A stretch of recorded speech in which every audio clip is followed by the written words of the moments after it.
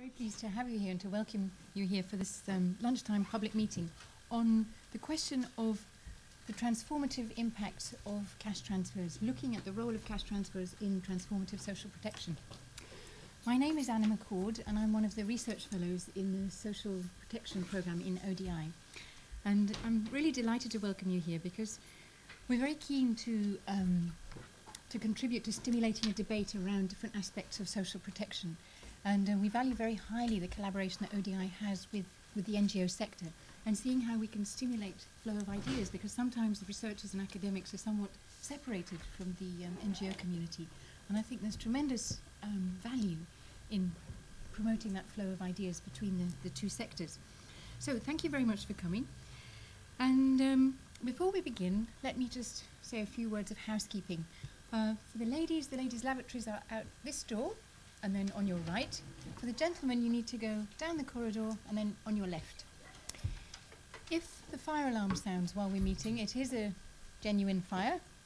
Not very likely, but if that were to happen, please make your way out of either door and then down the door the way that you came, back down into the street. So thank you. That's the housekeeping done with.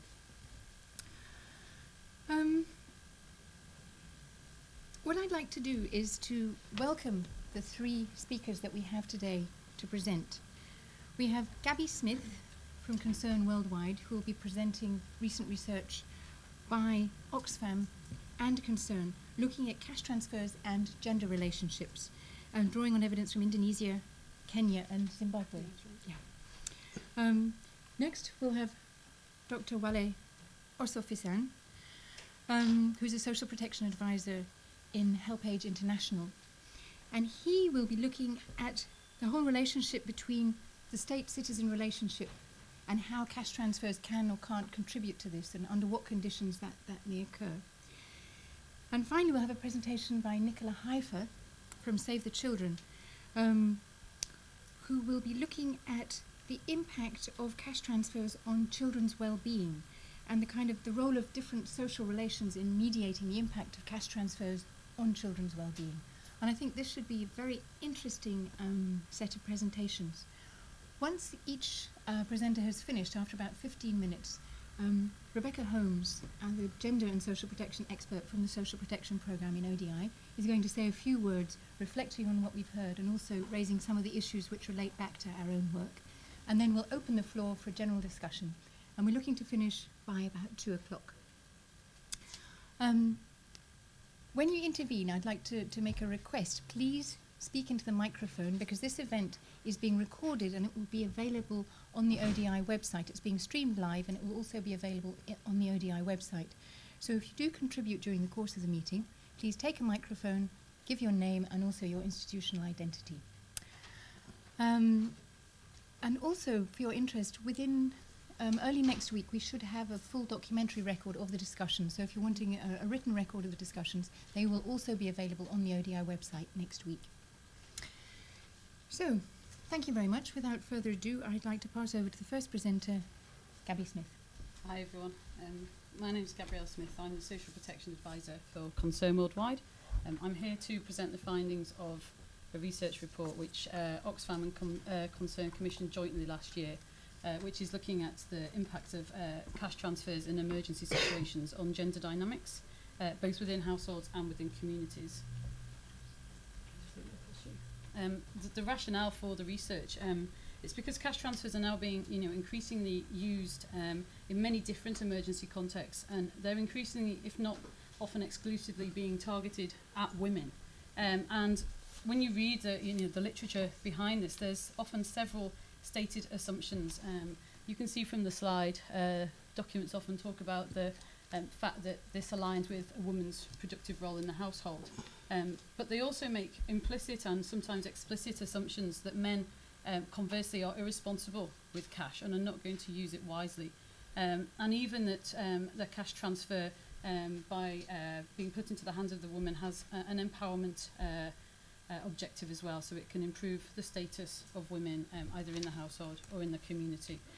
But we found, and we were concerned, that there isn't a lot of evidence being generated to find out if these things are actually being followed through and actually being realised in practice. So we set about with a research project that had two main objectives. The first one was to assess the changes in gender relationships within the household and in the community as a result of an emergency cash transfer programme. And then to review the processes followed by agencies, both Oxfam and Concern, in an emergency cash transfer programming environment, and to analyse their adequacy from a gender perspective. And this slide is a little busy, but it's just to give you, an idea of the location and the context. It was a deliberate intention of us to pick, 4 very different sort of research contexts to see if it was possible to tease out some common principles from these programmes. So there was 2 Concern programmes and 2 Oxfam programmes in Indonesia, Kenya, where the work was a combined approach, and in Zimbabwe. And I've highlighted some areas in red here.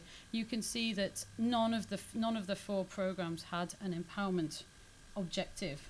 They weren't designed as a women's empowerment project, but they did make at least one of the previously stated assumptions about the additional benefits to be gained from delivering the cash into the hands of women. And the Indonesia programme in Oxfam actually did conduct a gender analysis, but the other 3 programmes did not, as part of the contingency planning. As you can see, the vast majority of the cash transfers were put into the hands of women in Indonesia and Zimbabwe. This was the stated objective. In Kenya, there was a vulnerability assessment conducted, but actually, de facto, most of the recipients turned out to be women rather than men. Yeah, if you don't mind, thanks. So you can read more about the full methodology in the report. We commissioned 2 independent consultants, Tina Wallace and Jennifer Chapman. Jennifer's actually here with us today. And the methodology was a qualitative approach. So it involved interviews with key staff, partners and other key informants within the communities concerned, focus group discussions, some with women, some with men, and some joint women and men, and also a wider literature review. And first of all, I thought we could look at the findings from the first research objective, which was to assess if there were any changes in gender relations within the household and the community as a result of the cash transfer. And we found that there were many sort of positive social impacts, which was very welcome to see. This is on top of the obvious sort of economic benefits that we all know come about as a result of delivering cash rather than another modality. At the household level, there was a reduction in household tension. You can see from the quote that a male respondent explained that it added love to the household. We found that often the tensions between man and woman in a household are due to the fact that there are cash flow issues, and these programs sorted out the short-term perhaps arguments and disputes within the family. Another important finding was the increase in self-esteem, particularly for women who are unused to handling cash. I'd say one of the main, the main impacts was women in rural Zimbabwe and the Tonga communities who had previously never been able to handle cash within the household. And they also found that there was a greater acceptance by men of women's capability to manage this money responsibly. One woman commented that some men are consulting their women on how to spend income now from other sources. And it's also reduced, in the case of the urban programme in Kenya, negative coping strategies such as sex working. But you can see that those positive impacts, are context specific. It depends on the nature of the sort of the social structure within the community in which you're working. But then there were the limitations. I mean, you see here, positive impacts do not equal empowerment. The cash allowed women to have more control over money, and also more control perhaps over choice of expenditure in some cases, and more access to livelihoods. But it does not follow that cash in the hand of women for a period of 2 to 3 months or token participation equals what we would commonly call empowerment.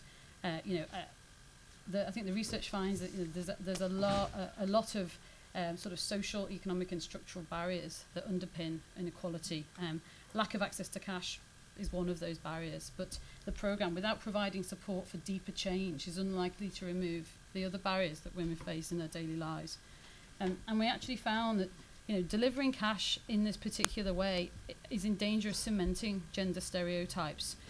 We found that in most of the, if not all the programs that were looked at, cash transfers were promoted by staff as a means for women to perform their traditional roles within the household, and that's how men understood and accepted the women being given the cash in a number of cases. We actually heard in Kenya that the women commented that a short-term handout from an NGO was acceptable to the men. The woman would receive that because it was for a food security for the household objective, whereas they were worried that if a larger, perhaps a larger size transfer that had a productive objective wouldn't be so readily accepted by their husbands. And I think we do need to be aware of the limitations of the empowerment side of things. In terms of negative impacts, this is particularly at the community level rather than the household level, but there were a significant worry for a number of the beneficiaries who were interviewed. And if you think about this from a community disempowerment perspective, this does limit the legitimacy and the potential of cash transfers for a transformative aim. The quote comes from one of the beneficiaries in the Zimbabwe program, the Concern Zimbabwe program. And the lady explains she's from a polygamous household. If one co-wife is receiving and others are not, it will cause a lot of problems. Usually cash is not shared between wives. This fact of non-sharing is also something which we found between households as well as within a particular household, and this has created jealousy. Now, some of this is down to the targeting methodology that was used, but I do think it is a worry. It is potentially damaging to traditional coping strategies within a community where sharing is a norm, and it limits the potential that a cash transfer can be transformative. Now, if we turn to, I've highlighted 4 lessons that came from the report. The side of the report that's looking at the processes that the agencies are following within their programming from a gender perspective. I think the first main lesson is that the design of the program has excluded men. In most cases, men were not consulted and they were not involved in the program. You can see the quote here. The male respondent has said, "We were told by staff that men are irresponsible. They have many things that they spend money on. They do not benefit the household." And this, to me, is a typical of a statement that is made in a lot of the literature, and it's certainly things I've heard from our program staff in a number of countries. This attitude that men the world over, given half a chance, are going to spend cash on booze and fags and other women. And I just don't think that this is backed up by any evidence, and I don't believe that it's necessarily true. And maybe there's some men in the room that might agree with me on that. I think certainly from my discussions, and I think this research backs us up, it's a perceived risk rather than a proven fact. But it could be a self-fulfilling prophecy. I think it's very dangerous from the perspective of female empowerment or transformative social protection. You're in danger of legitimizing that men don't have a role in sharing responsibility for household welfare. The second commitment, the second lesson is that agency gender commitments are not followed through. Both Oxfam and Concern have policies and commitments to gender equality throughout their work. But you find that there's a lack of understanding of what is meant by gender, what is meant by gender empowerment at field level. And also a lack of understanding of the rationale for these programs targeting women specifically in the first place.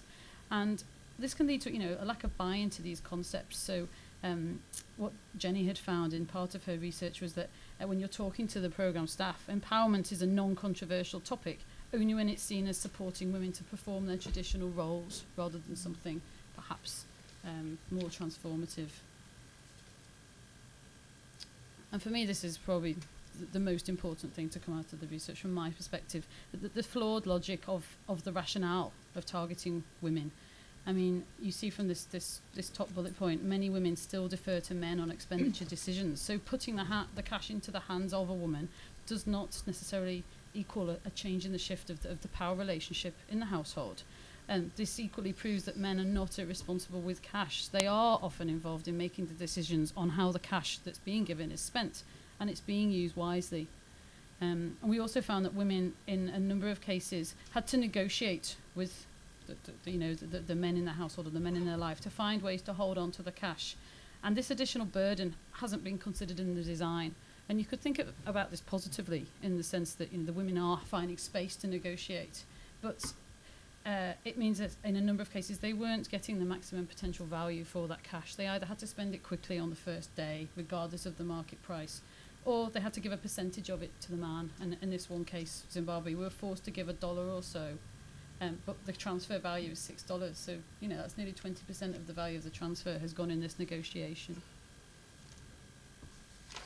And then the final lesson was that gender impacts are not being evaluated. So these assumed benefits that are written very often in proposal documents, we found from our own programming that these benefits are then not followed through to analysis in the logical framework of the programme.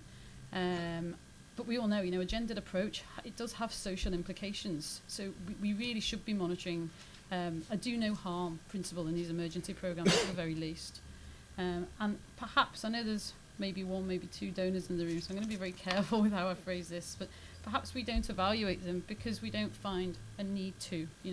Donor requirements are focused on the tangible impacts and the efficiency of the programme rather than following through any intentions towards attention to cross-cutting issues into the monitoring and evaluation of a programme. I just wanted to finish with some of the recommendations that come out of the report. First of all, we've got recommendations for practitioners, particularly Oxfam, particularly concerned. The paper states that we should be operationalising commitments to gender. This includes conducting a gender analysis and the contingency planning of a programme, including of emergency programmes.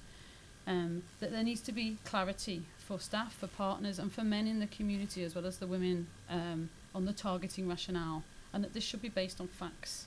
And it needs to be accepted on both sides. There needs to be acceptance from the men in the community as well as the women if we are going to then build on these programmes to change gender roles. And I think we need to inject some realism. So the report suggests that empowerment is a long-term goal. It requires changing social norms. And while programmes should certainly take steps towards this, how far these steps can go will depend on what the emergency and social circumstances are. And the report suggests that it's certainly beyond the scope of any individual emergency 3 to 6 month duration programme to claim that it alone is empowering women. And perhaps we just need to steer clear of the term or carefully define, if we are going to use the term, empowerment and what we actually mean by that in these programmes. And the very last recommendations are for donors. And the report states, it is an admirable intention to acknowledge cross-cutting issues and their importance, including in short-term emergency humanitarian programmes. But perhaps we need to go back to first principles and look at what is possible in a short, often three less than 6 months duration project or programme. Perhaps we should be looking at this from a do no harm perspective rather than always seeking to claim that we're going to have a positive impact. And also, perhaps donors could do more to make real this commitment to gender equality, go beyond box ticking on a proposal to either demand or to fund a social analysis as part of the programme design and monitoring and evaluation. So that, in a nutshell, is our report. Some of these nice lime green documents are out the back in the corridor. If you want to get an electronic copy, I believe they're on the website from the 9th of May. I might retract that now. At some point next week, it will be on the website. And you can contact either myself or Nupur, who's the Social Protection Advisor at Oxfam, for more details. Thank you very much, Gabby. That was a fascinating presentation. I'm sure it's going to stimulate a lot of questions and a lot of discussion. But before we get there, I'd like to pass